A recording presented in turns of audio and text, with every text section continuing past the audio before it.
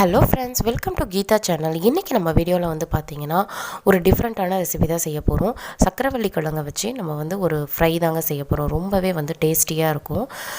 சக்கரவள்ளி கிழங்கை வந்து நார்மலாக எல்லாருமே வந்து அவிச்சு அது போல் தான் சாப்பிடுவாங்க. இந்த கிழங்கை வந்து நம்ம ஃப்ரை பண்ணி சாப்பிட்டிங்கன்னா ரொம்பவே டேஸ்ட்டாக இருக்கும். அதுக்கு நான் ஃபஸ்ட்டு சக்கரவள்ளி கிழங்கை நல்லா வந்து அலசிட்டு வச்சுருக்கேன். இது மேலே இருக்க தோலை வந்து இப்படி வந்து ரிமூவ் பண்ணிடலாம்.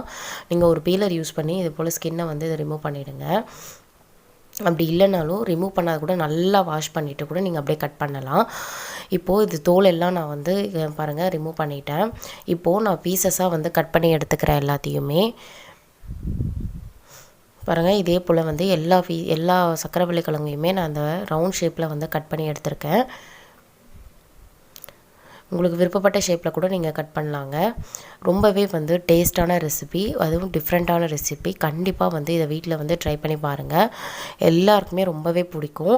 டயபெட்டிஸ் பேஷண்ட்டை தவிர மீதி எல்லாருமே நல்லா சாப்பிட்லாம் இதை. இப்போது ஒரு பேன் வச்சுருக்கேன். அதில் 4 டேபிள் ஸ்பூன் அளவுக்கு வந்து நான் ஆயில் வந்து ஆட் பண்ணியிருக்கேன்.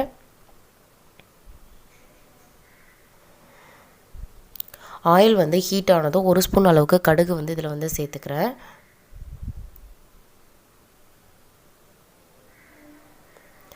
கடுகு நல்லா பொரிஞ்சதும் கொஞ்சமாக கருவேப்பிலை வந்து ஆட் பண்ணுறேன். இப்போ நம்ம கட் பண்ணி வச்சுருக்க சக்கரவள்ளி கிழங்கை இதில் வந்து சேர்த்துக்கலாம்.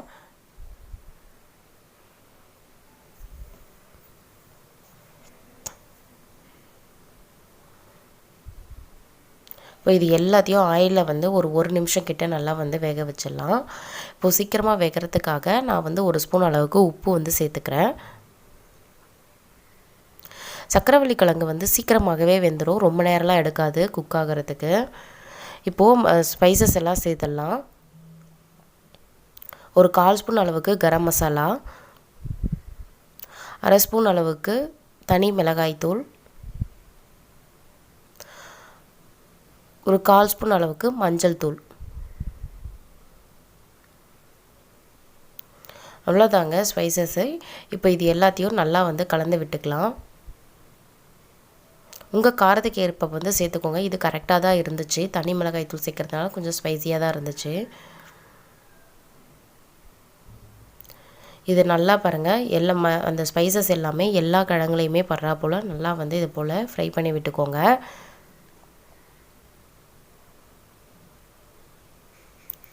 இப்போது 1 நிமிஷம் ஆயிடுச்சு பாருங்கள். நல்லா வந்து ஃபஸ்ட்டு இருந்ததுக்கும் இப்போது நல்லா கலர் சேஞ்ச் ஆகிருக்கு. சக்கரவள்ளி கிழங்கு வேகிறதுக்காக நிறைய தண்ணி ஆட் பண்ணுன்றது அவசியம் இல்லை. சும்மா கையில் வந்து நீங்கள் அப்படியே தெளித்து விட்டாலே போதும். ஒரு 1/4 டம்ளர் அளவுக்கு தண்ணி ஆட் பண்ணாலே போதுங்க.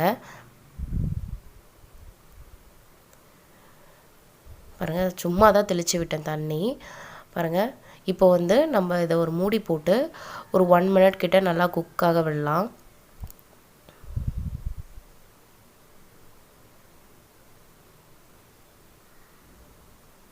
அதாவது எல்லா இடத்துலையும் நல்லா வந்து ஸ்ப்ரெட் ஆகிற போல் பண்ணி நீங்கள் விடுங்க. அப்போ தான் வந்து எல்லா இடத்துலையும் ஈவனாக வந்து வெந்திருக்கும். அப்படி இல்லை ஒரு சைடு வெந்துட்டு ஒரு சைடு ஒரு மாதிரி இருக்கும். அதுக்காக தான். 1 நிமிஷம் ஆயிடுச்சு. நல்லா வந்து சக்கரவள்ளி கிழங்கெல்லாம் நல்லா வந்து வெந்துருச்சு. நம்மளோட சுவையான டேஸ்டியான சக்கரவள்ளி கிழங்கு ஃப்ரை வந்து ரெடி ஆகிடுச்சு. கண்டிப்பாக இந்த ரெசிபி உங்களுக்கு ரொம்பவே பிடிச்சிருக்கும், யூஸ்ஃபுல்லாக இருக்கும்னு நினைக்கிறேன். பிடிச்சிருந்தால் மறக்காமல் கீதா சேனலை லைக் பண்ணுங்கள், கமெண்ட் பண்ணுங்கள், ஷேர் பண்ணுங்கள், அண்ட் சப்ஸ்கிரைப் பண்ணி வச்சுக்கோங்க. கூடவே இருக்க பெல் பட்டனையும் கிளிக் பண்ணி வச்சுக்கோங்க. அப்போ தான் நான் போகிற வீடியோஸ் எல்லாம் உங்களுக்கு நோட்டிஃபிகேஷன் வழியாக வந்து கிடைக்கும். தேங்க்யூ.